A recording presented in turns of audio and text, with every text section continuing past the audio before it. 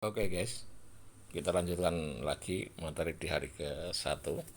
Ini masih di hari ke-1, kita akan tanyakan ke materi poin 3 dan 4, yaitu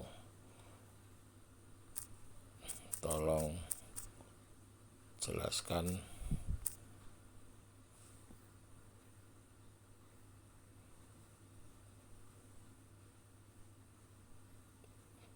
poin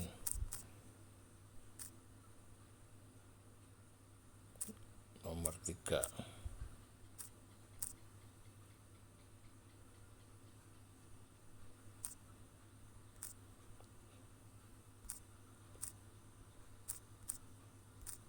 Bagaimana cara kerja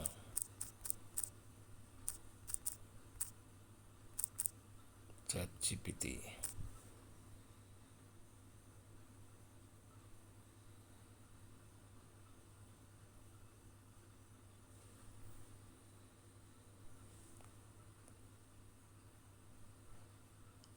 yang lebih terperinci.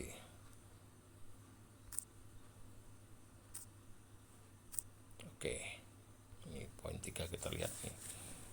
Tolong jelaskan poin nomor 3, bagaimana cara kerja ChatGPT yang lebih rinci.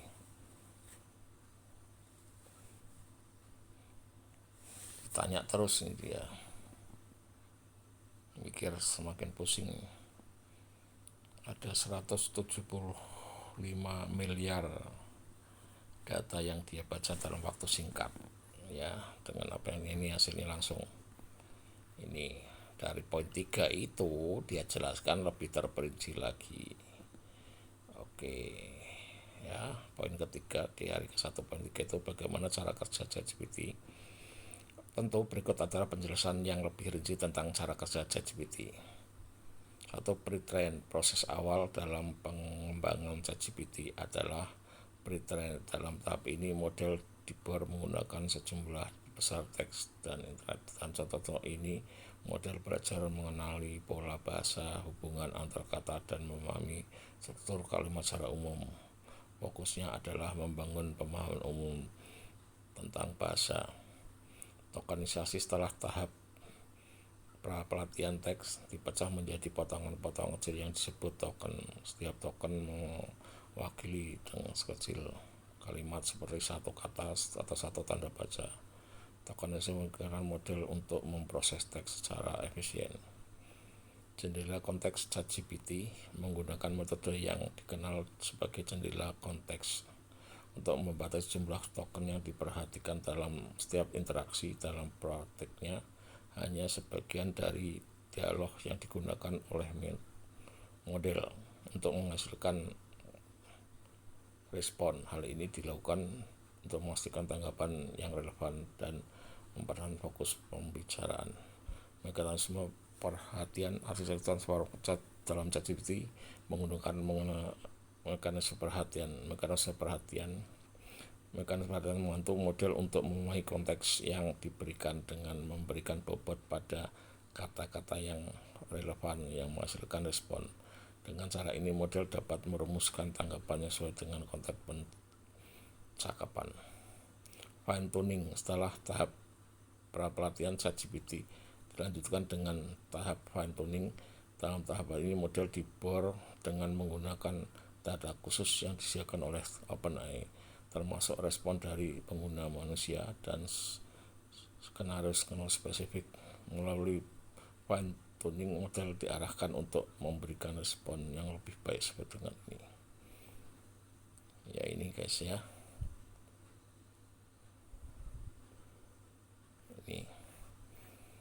Ini penjelasan tentang poin 3 yang lebih terperinci.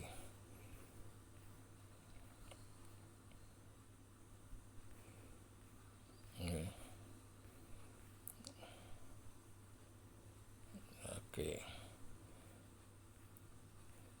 tadi penjelasannya.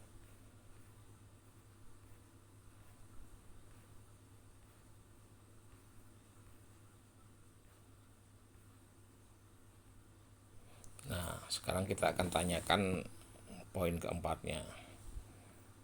Ya. lebih singkat kita copy aja nih sini, atau kita ketiklah. Tolong jelaskan poin 4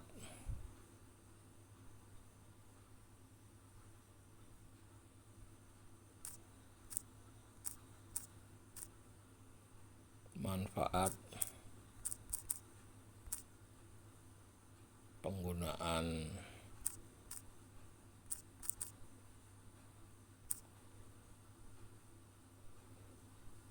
ChatGPT dalam berbagai bidang. Oke ya, kita cek tes. Tolong jelaskan poin 4. Ini agak spasinya harus diperhatikan, ini ada spasi, ini pakai huruf besarnya ya. Manfaat kurang T, pemanfaat penggunaan ChatGPT dalam berbagai bidang. Oke, sudah benar ya tulisannya. Pertanyaannya, sekarang kita klik tanda biru, dia mikir langsung. Ini selalu dilatih ya, dibor lagi pertanyaan dengan ditanyakan lagi poin per poinnya itu ya.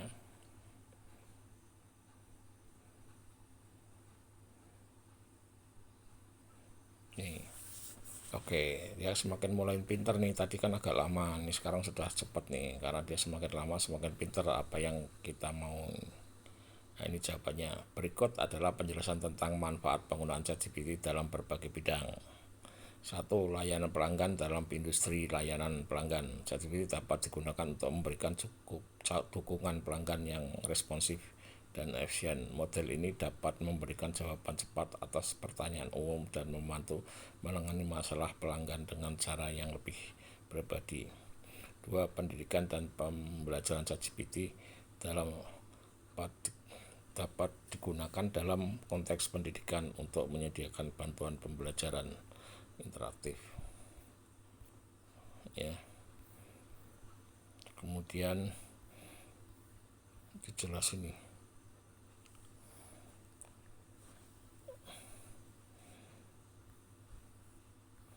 tadi sampai mana ini. Nomor 2, pendidikan dan pembelajaran ChatGPT dapat digunakan dalam konteks pendidikan untuk menyediakan bantuan pembelajaran interaktif kepada siswa. Misalnya, model dapat memberikan penjelasan dan menjawab pertanyaan siswa dalam berbagai subjek, menjadikan belajar lebih menarik dan efektif. Oke, nanti kita bahas ya ChatGPT dalam dunia pendidikan.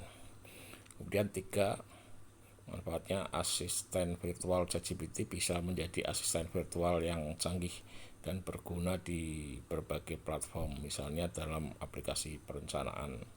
ChatGPT dapat membantu pengguna merencanakan jadwal atau memberikan rekomendasi berdasarkan preferensi pengguna. Ya, di dalam pekerjaan kita bisa gunakan ini ya. Kemudian 4, konten kreatif. ChatGPT dapat digunakan sebagai alat bantu dalam menciptakan konten kreatif seperti penulisan artikel, menghasilkan cerita, desain produk, membuat musik. Dengan berbagai masukan dan panduan kepada ChatGPT, model ini dapat menghasilkan gagasan baru yang dapat digunakan oleh pembuat konten ya. Ini nanti kita gali lebih dalam lagi, yaitu mengenai gimana cara membuat konten, membuat judul iklan ya kan, membuat desain logo, desain produknya ya, musiknya gini ya, buat video dan segala macam. Nanti kita bahas lebih detail lagi. Kemudian 5, riset dan inovasi. ChatGPT dapat digunakan dalam konteks riset dan inovasi untuk melakukan eksperimen dengan berbagai ide dan konsep. Model ini dapat membantu pengguna dalam mengeksplorasi kemungkinan baru, menguji hipotesis, atau memberikan saran pada tahap awal pengembangan produk dan konsep baru. Oke ya guys, jadi Anda punya produk, Anda bisa ngelakuin riset dan inovasi. Anda punya produk apa, Anda lakukan riset dulu sebelum produk itu dibuat sampai akhirnya produk itu dipasarkan dan menghasilkan.